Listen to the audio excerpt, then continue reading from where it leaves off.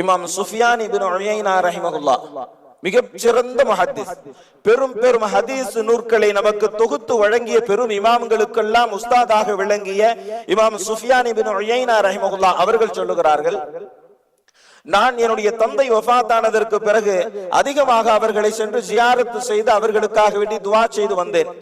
சிறிது காலத்திற்கு பிறகு கொஞ்சம் தொய்வு ஏற்பட்டு விட்டது. எனவே அதிகம் நான் செல்வதில்லை. ஒரு நாள் என்னுடைய தந்தையினுடைய கபருக்கு நான் சென்றேன். அப்போது தூக்கம் மிகைத்து விட்டது. ஒரு சிறு தூக்கம் எனக்கு வந்து விட்டது. அந்த தூக்கத்தில் என்னுடைய தந்தை அந்த கஃன் துணியை அணிந்த நிலையிலேயே எனக்கு முன்னால் தோன்றினார். என்னிடத்தில் கேட்டார், மகனே, ஏன் இப்போதெல்லாம் என்னை சந்திக்க வருவதில்லை என்பதாக கேட்டார். அப்போது நான் சொன்னேன், நான் வந்து செல்வது உங்களுக்கு தெரிகிறதா என்பதாக கேட்டேன்.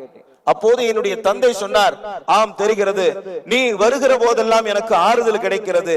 எனக்கு மட்டுமல்ல, எனக்கு அருகில் இருக்கக்கூடிய மற்ற கபராளிகளுக்கும் அந்த ஆறுதல் கிடைக்கிறது என்பதாக சொல்லிவிட்டு மறைந்தார்கள்.